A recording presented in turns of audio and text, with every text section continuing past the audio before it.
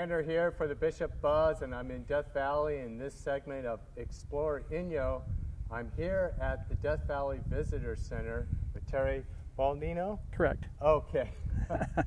And Terry, thanks for taking some time out to share what seems to be a brand new visitor center, even though I know it's the same footprint. Can you tell us about the remodels? Oh, you're great. You're welcome, and glad you had a chance to come. Absolutely. The main visitor center obviously has been around since 1960 when it was originally built, and it hadn't been touched in almost 50 years, except minor touches here and there. Sure. But it was in need, obviously, of an upgrade, basically, to make it more energy efficient, more usable for the public, and also something more sustainable living in this hot, dry environment we have here. This Skittle. So, a couple of years ago, we actually got the funding to literally dismantle the building and basically put it back together with some improvements that not only make it more efficient out here and save us quite a bit of money down the road, but also so that we could incorporate new exhibits, new ways of letting folks kind of experience and see what's here in Death Valley. So it was a lot of fun in the project, and in the end, I think we ended up with a building that pretty much maintains its historic features, but at the same time has all new features also to look at. And you had mentioned before we started this interview that it is really efficient. I mean, besides being a new building, it's going to be under review for a higher status. I think you mentioned something like a platinum. Correct. We're shooting for a LEED registration for it. The building itself was completely, like I said, dismantled. Right. The original building had no insulation whatsoever. It had one layer of brick between the great outdoors and the indoors. Oh, and so come summer months, you could literally lean up against the wall and feel the heat radiating inside the building. But so in addition to insulating the building and putting a new roof in with new insulation, sure, we put in the double pane windows as opposed to the single pane windows. We've incorporated solar panels, which now generate several kilowatts of hours of energy for us, which will help reduce our electrical bill. And we put in a whole new HVAC system that's more efficiently run from season to season. And with all those elements incorporated in it, the sheer fact that, literally the fact that we just insulated it is going to save us a ton of money. But we also reused as much as we could of the old building. The concrete in the patio where we're sitting right now is all brand new, but the old concrete was taken out and literally crushed and used in another project. So we didn't throw it away, we reused it. And we're getting points for all of these things that we were able to either reuse or put in recycled materials. And with that, we're hoping to get the highest rating, which is a platinum rating for the building. Well, when I walked in this afternoon, I was really taken back because I can't remember the last time I was here, but the first time was like in '76. And why don't you tell us about some of the exhibits we're going to take a quick tour through? So. Sure. Yeah, the new exhibits, and for anyone who's been to Death Valley in the past, the old exhibits did a great job. Yeah. But they were 50 years old.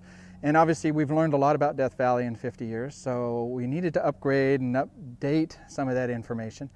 But the exhibits were very two-dimensional. They were flat panels with information just written on them. Right. So today, when you come in to see Death Valley and come into the visitor center, there's a lot more interactive and three-dimensional objects now inside the exhibit. Well, when I looked, and we're seeing now the big horn and the rocks, it's like you're walking right into it. Yes, yeah, we wanted to actually immerse folks and give them a taste of what's really out in Death Valley itself. Right.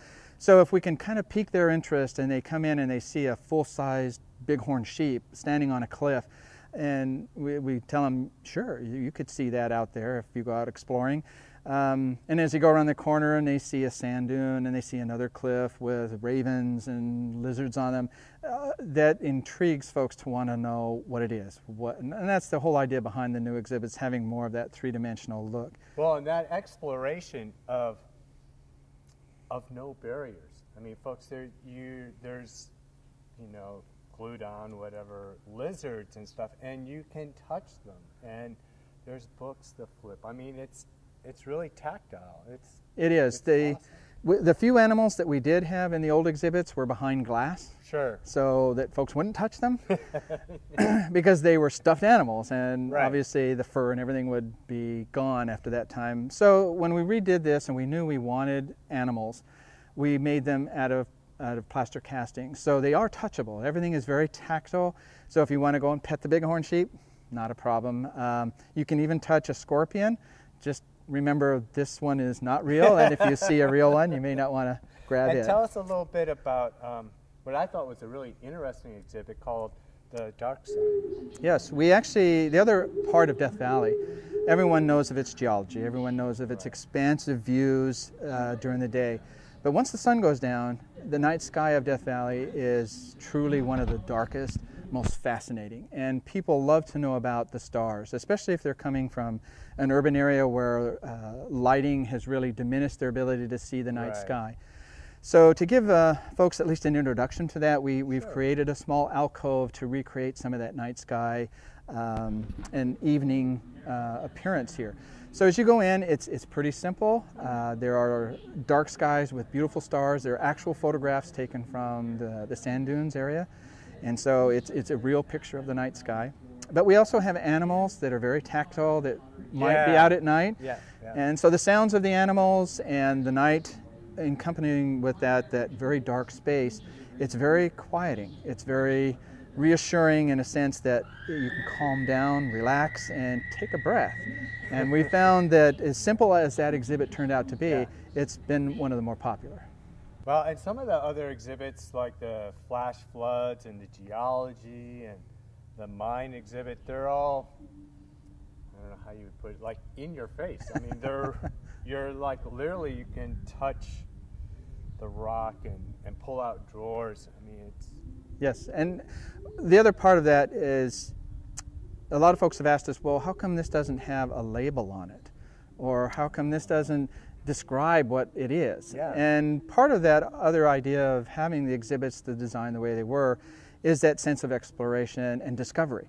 And so we didn't tell everyone where all the lizards were. We didn't tell them exactly what this rock formation was that they can actually physically touch or pull open a drawer and maybe learn a little mystery behind how that rock formation formed. So it gives that chance to not just stand there and let you read the description and step over to the next exhibit and read. You can actually exhibit and you can actually play with this. So that we get to take the initiative to pull the drawer. True. Yeah. And one of the more famous or the most popular, at least for kids, and I've seen, I mean kids of all ages, is a panel that we call it Create a Critter. And it's just a magnetic board of a desert scene.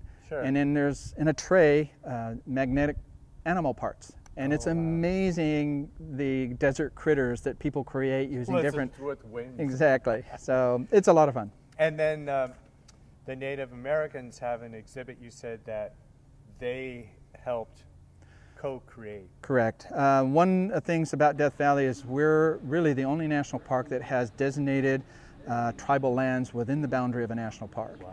So the Tempe Shoshoni, who have been here for, in their opinion, forever, and in some respects, their history here is tremendously long, for thousands of years. And we knew in the old exhibits, we had an exhibit that described a little bit of the ancient archaic Indian tribes that were here, but it really didn't say anything about the tribe that is here. And so working with the local tribe members and the elders, we came together with an exhibit that we felt helped tell their story without telling it all. One of the most often asked questions from visitors is, what about the tribe here? You don't have anything about them. So it's been probably the second most popular with folks saying, thank you for telling us about the tribe. Because there's a little portal with discretion, how much the visitor can see that the tribe's comfortable with. True. And so, and again, we don't have a huge space. With this park is over 3 million acres in size. It has hundreds of thousands of stories to tell. So we had to be somewhat selective of what we were going to tell, and then we had to be very selective in terms of how much. So as much as we do tell you and try to explain the geology, the plant adaptations, the human story. The geology of the hot, dry, and Low is a great exhibit. Right.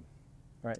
So you can't tell it all, but you have an awesome gift shop that's like a small library. I'll take that book, and I'll take that book. Yeah, our Death Valley Natural History Association is our cooperating agency that is a nonprofit group that sells educational books and materials on Death Valley and the Death Valley region. And the profits, the nice thing about that is that any profits above and beyond operating their bookstore and paying their staff can come back to Death Valley National Park directly as aid to any programs we want to do here. And with those programs, you were talking about how there's going to be a different agenda as far as visiting exhibits and sort of evolution. Yeah.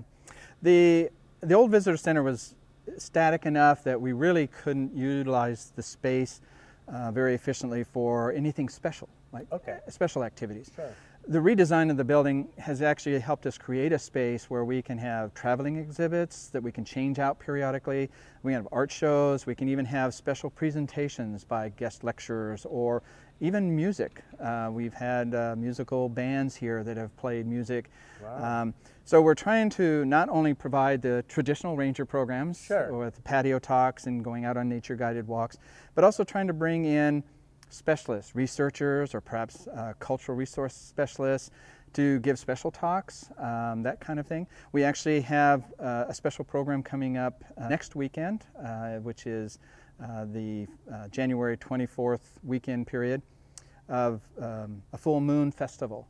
So we'll have some lectures about the night sky and the moon, but we'll also have from that guided walks out into the dunes at night, star party out at one of our areas where we'll have telescopes. So we're trying to incorporate additional activities so that if you are someone who comes to Death Valley frequently, the visitor center is a neat place to come see what's new that's happening. And you had mentioned that by the time this show comes out, you might miss it, but you might get there. You might have to pack up the kids in the car and go right now.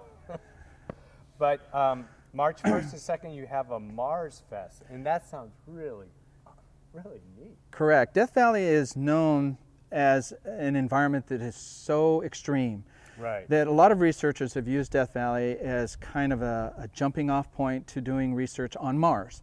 And right now we currently have a rover that's pedaling around out on Mars doing different types of experiments. Some of those were actually initiated from experiments that were done here in Death Valley.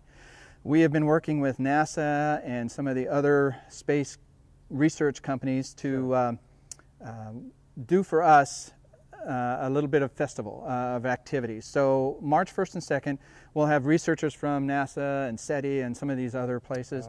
And they will actually show and give guided hikes to some of the locations where they've done some researches out here. We'll have lectures. We'll actually even have some booths set up for folks to come in and chat with the actual researchers and get more information. We'll have, again, our telescope set up for some night viewing of the stars. So it's a way to also show how Death Valley is not only a natural scenic wonder, it's also a tremendous research laboratory. And so for people to find out about these upcoming programs coming right up and the ones in the future, we could just go to the website? You can go to our Death Valley website, and we're posting our weekly traditional ranger programs, but in addition we'll have special links to these special activities we're also giving. So any forecasts on what the wildflower season might be like? I'm putting him really on the spot. We actually had a little more rain than last year.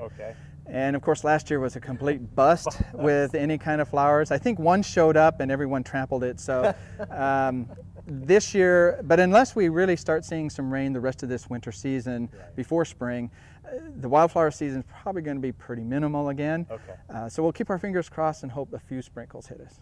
All right. Well, Terry, thanks a lot for taking the time out. And we might be coming back to pay you a visit if the wildflowers really bust out. Fantastic. You're welcome. Thanks. Okay, this is Skandar for Explore Inyo. We'll see you on the Bishop Buzz on the next segment.